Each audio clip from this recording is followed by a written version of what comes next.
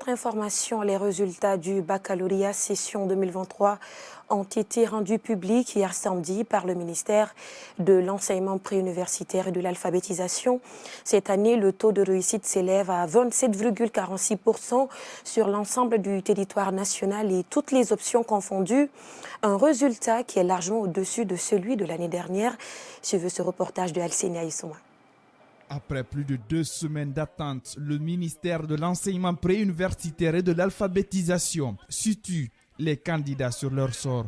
Sous un soleil de plomb et des regards médusés, ces candidats suivaient la proclamation de leurs résultats avec impatience. Du rire aux larmes, plusieurs ont décroché le bac.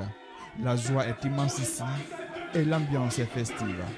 Je suis tellement heureuse, contente. Durant toute l'année, on a travaillé fort, on nous a tapé, mais heureusement, on a obtenu ce qu'on voulait. J'ai donné tout mon effort parce que l'année passée, j'avais échoué. Du coup, j'ai doublé 2 fois d'efforts. Et cette année, je savais que je n'allais pas me rater parce que j'étais vraiment sûre de moi. Je leur dis du courage de redoubler d'efforts. Ça n'a pas été facile, même moi. L'année passée, ça n'a pas été comme ça. Mais c'est cette année que j'ai eu. Donc, je leur dis que ça ira. Loin de ce bruit, cette autre candidate malvoyante a aussi décroché son bac. Pour elle, le handicap n'est pas une fatalité. Je dis à tous mes amis non-voyants de redoubler d'efforts, j'essaie déjà, ils sont forts.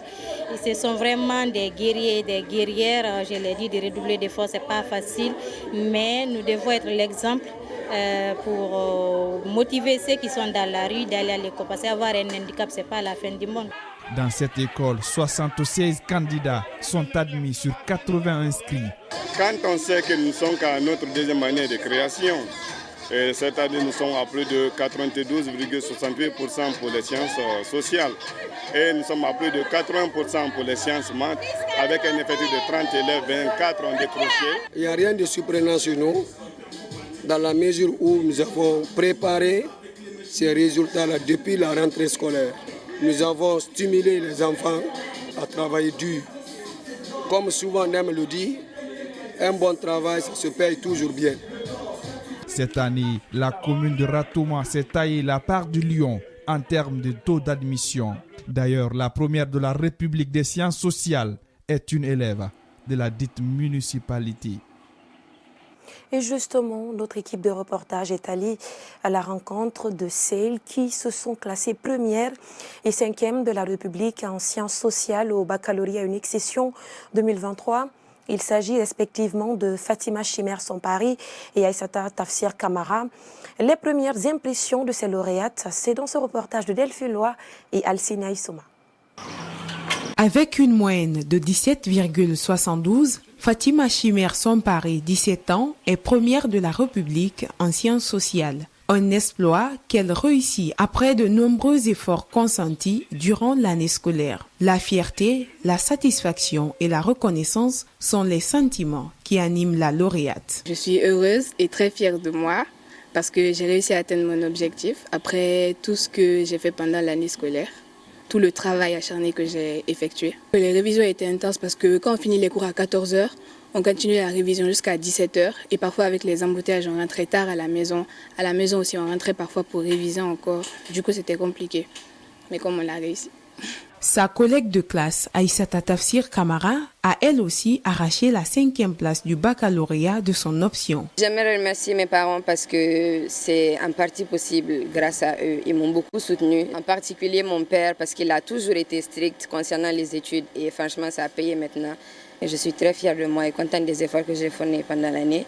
Ces 2 lauréates, toutes 2 du complexe scolaire Saint-Georges, ne manquent pas d'encourager leurs consorts élèves et les candidats malheureux au baccalauréat, session 2023. Je leur dis de ne pas baisser les bras surtout, parce que l'échec ce n'est pas une fin. Il faut surtout se relever et essayer de faire beaucoup mieux que ce que vous avez fait cette année.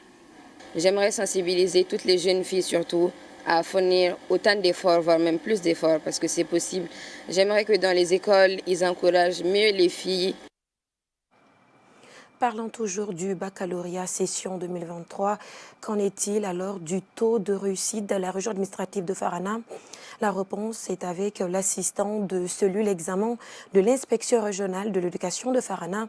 Suivez Mamadi Sekou Keïto au micro de Moussa Touri et Abou Mara.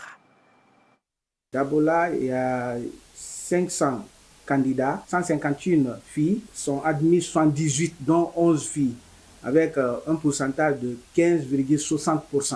La DPE de Dingiraï, en enseignement général toujours, il y a 198 qui se sont présentés, dont 53 filles. Il y a eu 96 admis, dont 17 filles, avec un taux de 48,48%. Farana, 935 candidats qui se sont présentés, dont 296 filles. Admis, nous avons 98, dont 7 filles, avec un pourcentage de 10,98. Kissidougou, 471 qui se sont présentés, dont 154 filles.